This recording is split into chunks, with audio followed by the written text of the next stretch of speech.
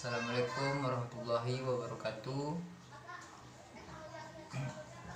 Kenalkan, nama saya Ilham Zulfaini, NIM 19086164. Saya akan menjelaskan penjelasan tentang fisiologi sirkulasi. Saya sebagai moderator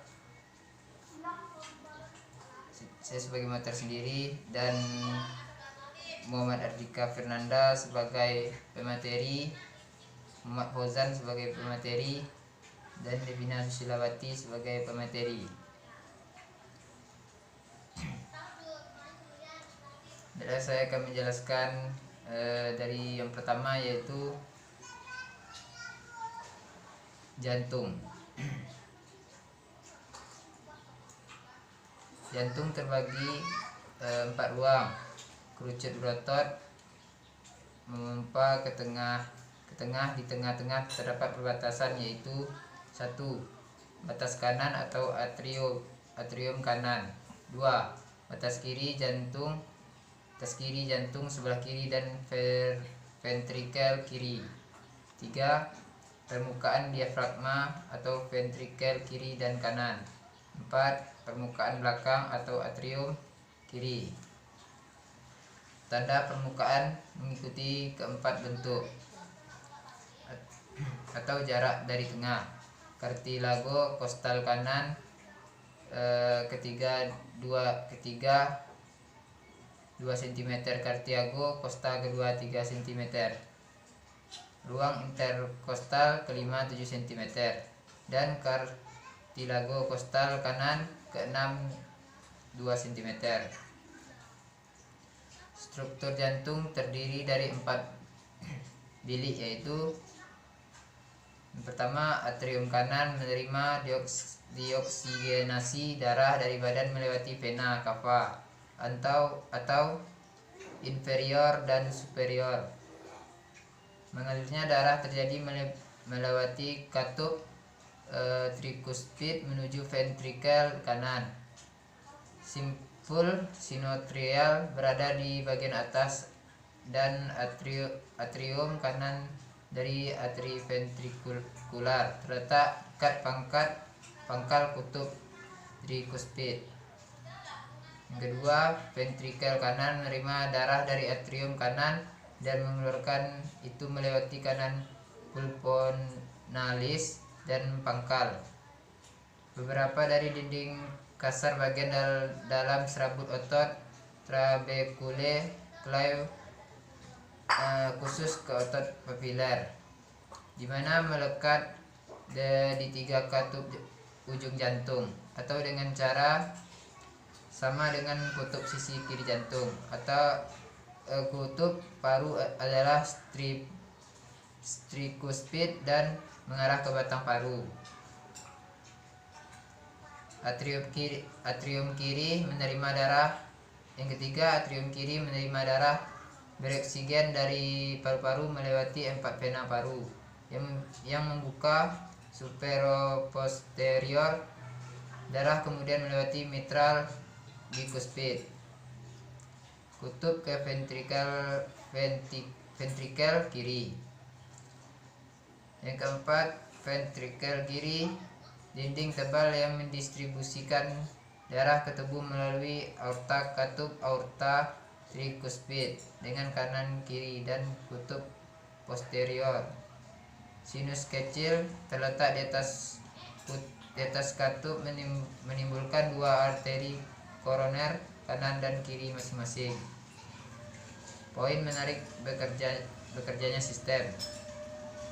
Yang pertama, simpul sinoarium di dinding kanan superior atau dekat vena cava superior pembuka, dan memulai impuls konduksi berada dalam kontak langsung dengan sel atrium dan menyebabkan gelombang depolarisasi sehingga kontraksi kedua atrium.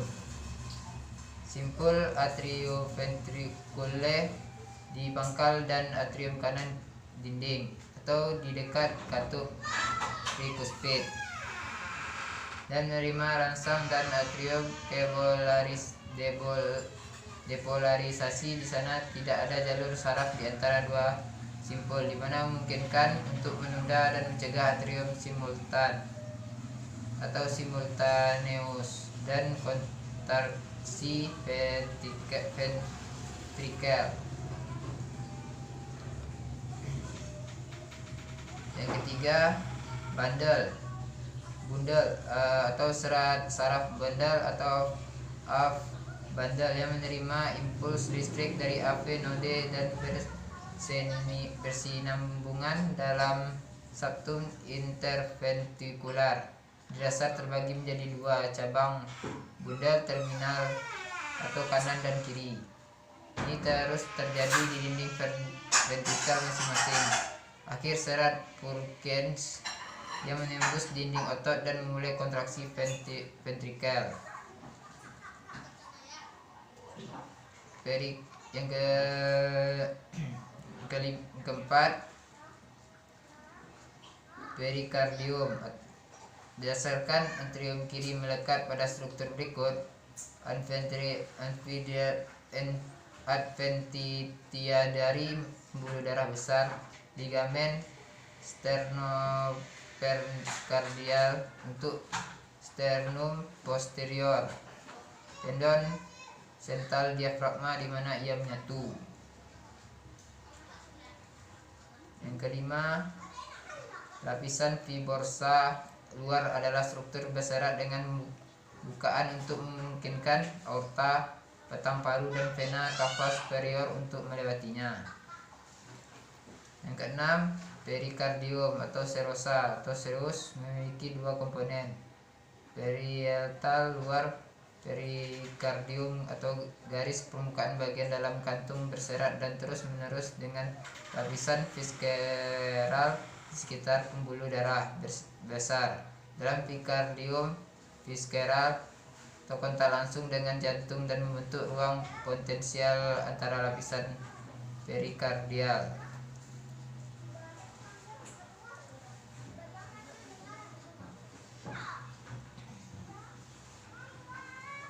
Yang ketujuh, selama embriologis lipat sinus berkembang di perikardium. Yang pertama, sinus melintang atau superior berdasarkan aorta atau batang paru dan di depan vena cava superior. Yang kedua, sinus miring atau inferior berdasarkan atrium kiri atau berbatasan dengan vena cava interior dan vena paru.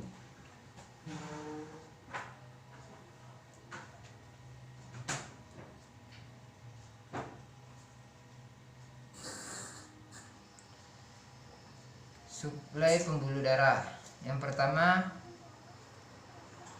arteri koroner kanan dari kanan sinus aorta tepat atau sebelumnya anterior dan turun antara batang paru dan antrium kanan untuk berjalan dalam alur antrioventrikular atau anterior. Margin pembatas cabang paling rendah dekat sisi jantung. Yang ketiga, cabang posterior ventricular anasmosis dengan cara ventrikuler atau anterior koroner kiri. Terus yang kedua, yang dari suplai pembuluh darah, yang kedua arteri koroner kiri atau dari sinus aorta kiri.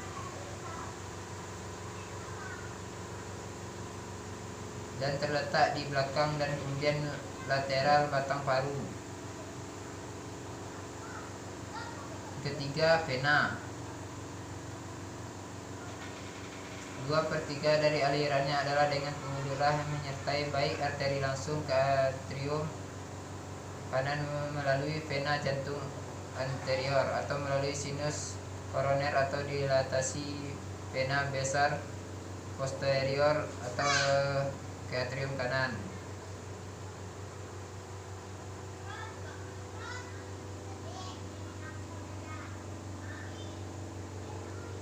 Baiklah, hanya itu yang dapat saya berikan. bagian dari jantung. Lebih dan kurang maaf. Assalamualaikum warahmatullahi wabarakatuh.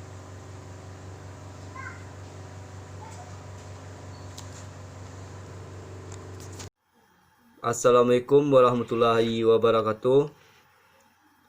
Perkenalkan, nama saya Muhammad Ardika Fernanda, NIM 19086371. Saya berasal dari kelompok 2. Di sini saya akan menampilkan presentasi tentang materi fisiologi sirkulasi. Poin pertama sudah dijelaskan oleh Ilham Zulfaini, yaitu tentang jantung. Sekarang poin 2.2 akan saya jelaskan tentang pembuluh darah besar. Dimulai pada ketuk aorta dan berakhir pada bifurlasi ke dalam arteri iliaka umum. Arteri iliaka umum terbagi 4, yaitu naik panjang 5 cm di belakang dada. Ini mempunyai pada arteri koroner kanan dan arteri koroner kiri. 2 lingkungan berjalan ke atas, ke belakang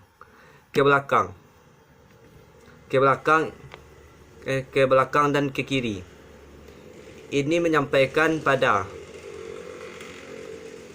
brachiosephalika yang terdiri menjadi karotis kanan umum, sublavia kanan, karotis kiri umum, sublavia kiri. Yang ketiga, aorta torak turun. Dimulai di tingkat T4 dan berjalan ke pintu aorta di pintu diafragma atau T12. Ini menyampaikan pada cabang visceral, perikardial, bronkial, esophagus, mediastinum, dan phrenikus. Cabang somatik intercostalis, posterior, dorsal, otot, kulit lateral, dan susu. Yang keempat, yaitu aorta perut. Dimulai pada pembukaan aorta di diafragma dan berakhir di ilial bifurcalis umum. Ini menyampaikan pada lumbar arteri atau berpasangan.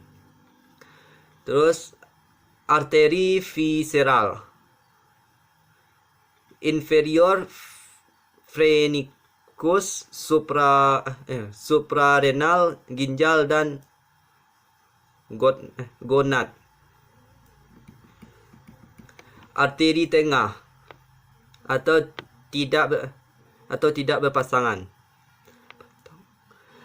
yaitu batang celiak, memasuk kebutuhan foregut atau melalui lambung kiri, hati, dan limpa umum.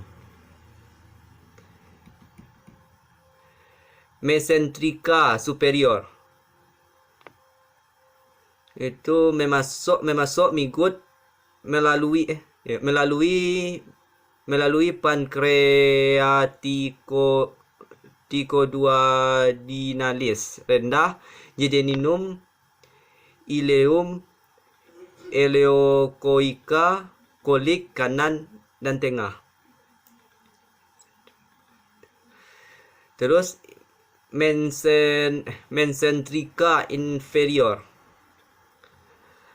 memasuk kebutuhan Hitgun, yaitu melalui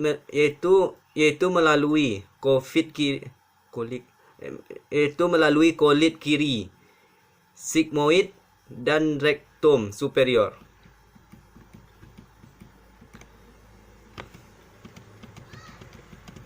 arteri. Selanjutnya arteri besar pada leher. Brachiocefalica arteri yaitu cabar arkus aorta pertama dan terbesar. Biasanya tidak bercabang dan membagikan ke dalam ke aortip kanan dan subclavia, tempat di kanan belakang sendi, sternoclavicular.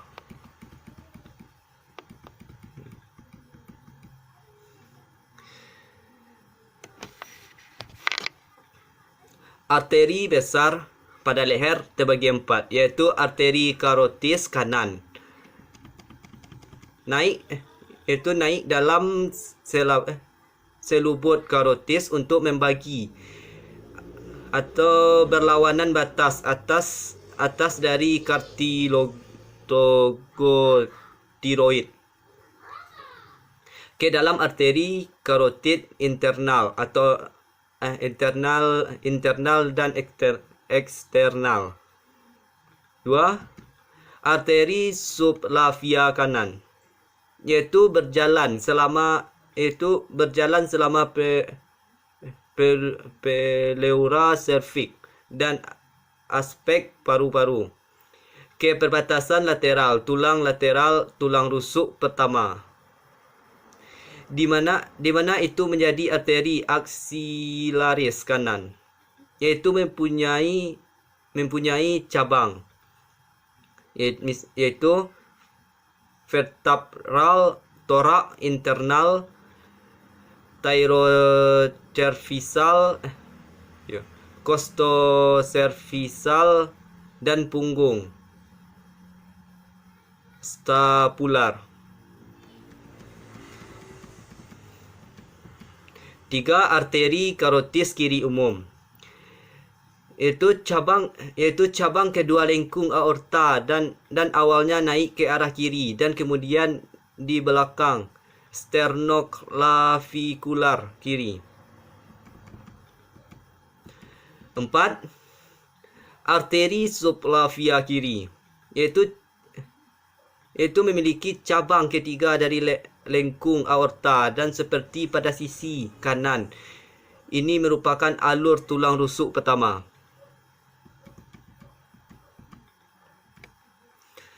Yang selanjutnya, anatomi singkat untuk anestesi.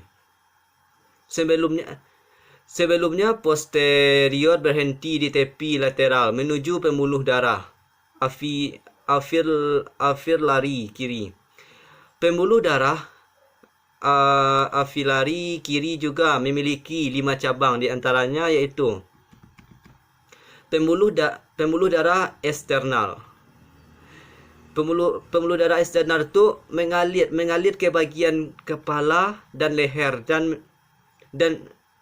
memberikan 6 cabang mati di dalam kelenjar parotip itu.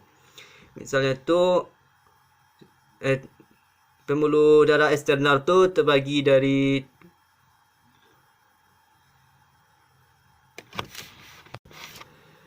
pembuluh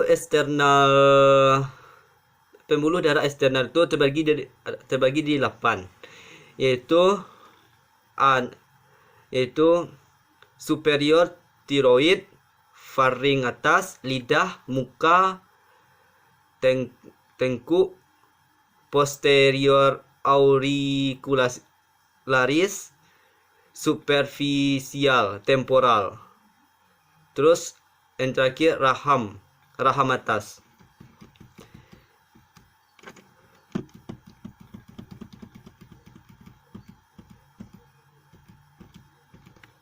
Kedua, pembuluh darah internal. Pembuluh darah internal ini mengalir menuju ke intrakranial dan permulaan belakang dan lateral menjadi eksternal karotis. Dengan mudah setelah eksternal karotis masuk menjadi tengkorak sampai ke karotis kanan. Pembuluh darah internal memiliki 10 cabang dalam tengkorak. Memiliki 8 cabangan. 8 cabang dalam tengkorak. Yaitu carotid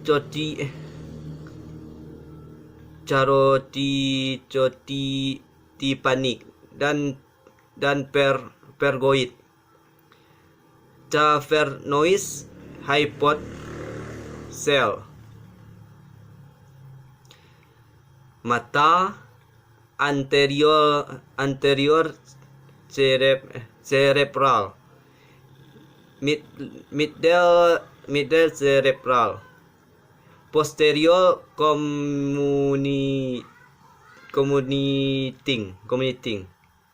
Anterior choroidal. Baik, segitu yang dapat saya jelaskan tentang poin 2, yaitu pembuluh darah besar. Terlebih kurang saya minta maaf, saya tutup. Wassalamualaikum warahmatullahi wabarakatuh.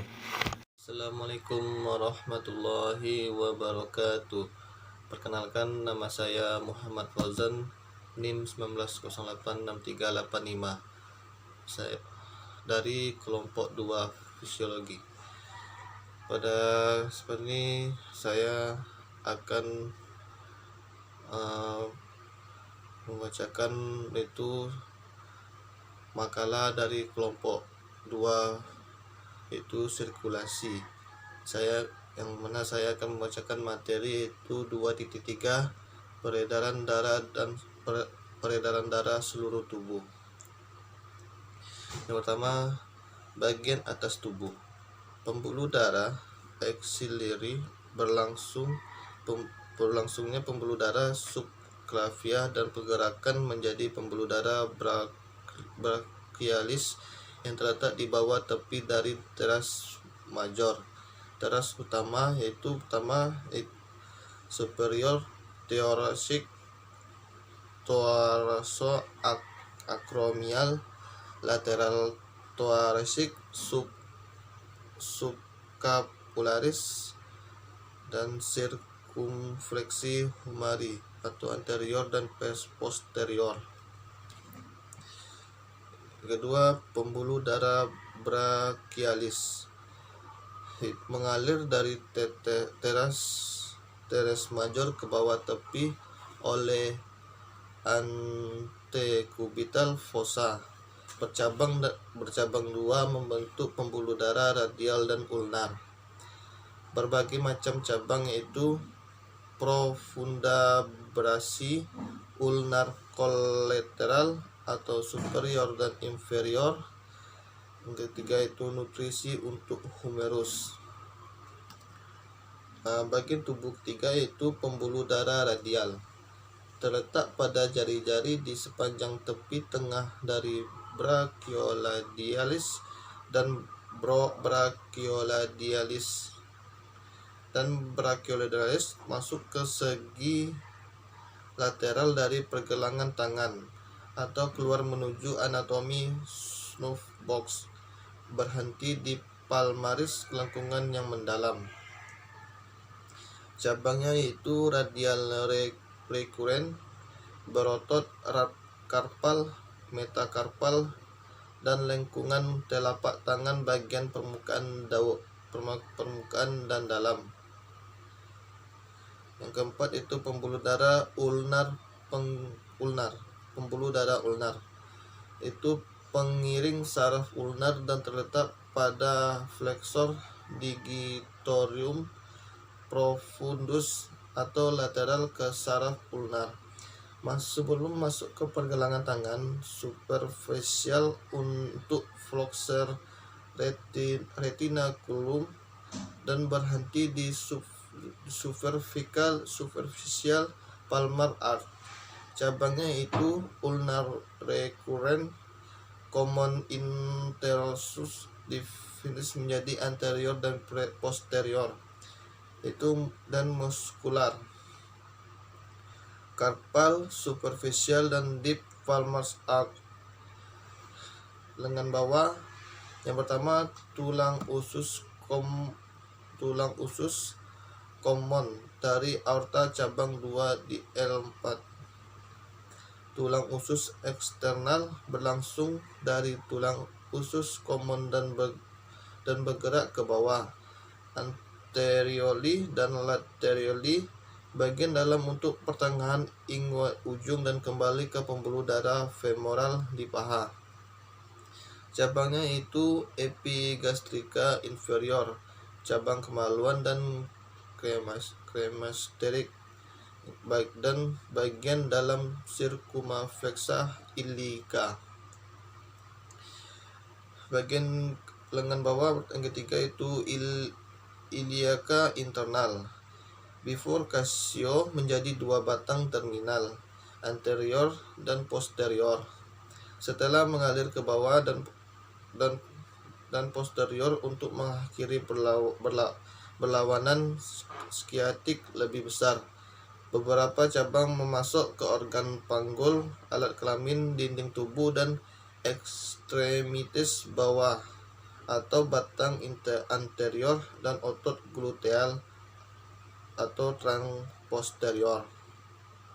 Yang keempat itu adanya arteri femoralis melewati lateral ke vena femoralis di segitiga femoral atau medial ke saraf femoral dan turun untuk masuk ke fossa popliteal melalui hiatus adductor. Cabang-cabangnya itu pertama epigastrium superficial, dangkal circumflexa iliaca, pudenda external atau dangkal dan dalam, profundal femoris dengan perforasi cabang arteri. Itu ketiga, terakhir turun cabang genukular. Yang bagian kelima itu ada popliteal arteri, kelanjutan dari arteri femoral dari magnus adductor atas ke bawah. Popliteus terbagi menjadi anterior dan posterior arteri tibialis. Yang keenam, tibialis anterior, terletak di permukaan anterior membran interosus dan memasuki pergelangan kaki atau dalam untuk reticulum extensor tengah antara malleoli. Sebelum menjadi arteri dorsalis pedis, cabang memasuk lutut, kompartemen anterior, pergelangan kaki dan tangan. Posterior tibialis turun melalui kompartemen kaki posterior, mendala untuk gastrocnemius bersama-sama dengan saraf tibialis, dan berakhir setelah melewati antara malleolus medial dan calcaneus di medial dan planar arteri lateral. Cabang memasuk fibula, kompartemen lateral, kompartemen posterior dan kaki. Selanjut itu teman-teman bisa melihat gambarnya yang ada di makalah kami atau di PPT kami. Itu ada gambarnya, gambar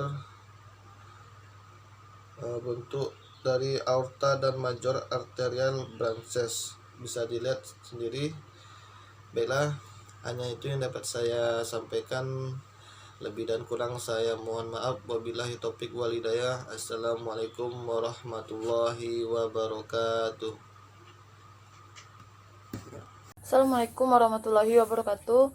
Perkenalkan, nama saya Devina Susilawati, NIM 19086484.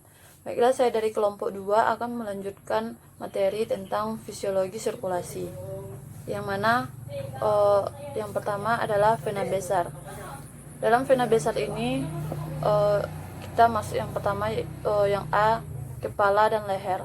Dalam kepala dan leher ini ada 2, yaitu vena jugularis eksternal dan kedua vena jugularis internal.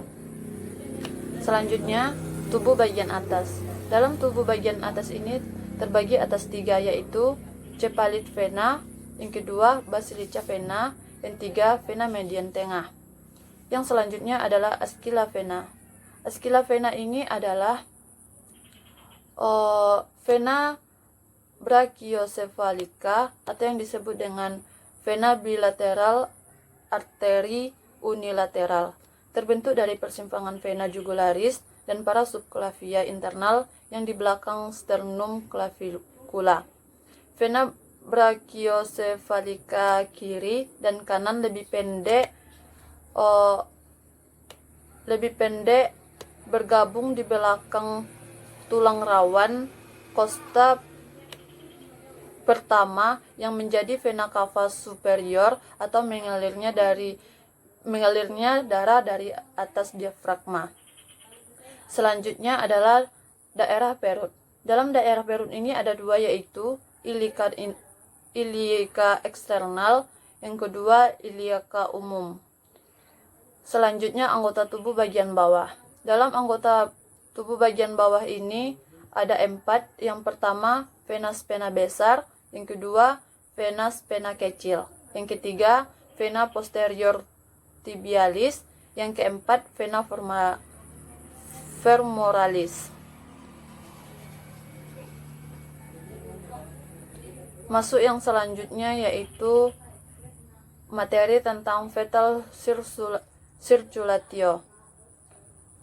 Dalam materi ini ada 5, yaitu vena umbilical, yang kedua atrium kanan, yang ketiga atrium kiri, yang keempat percampuran, yang kelima sirkulasi transisi. Baiklah, kami juga dapat menyimpulkan dari materi ini, yaitu jantung terdiri dari batas kanan, yaitu atrium kanan. Yang kedua batas kiri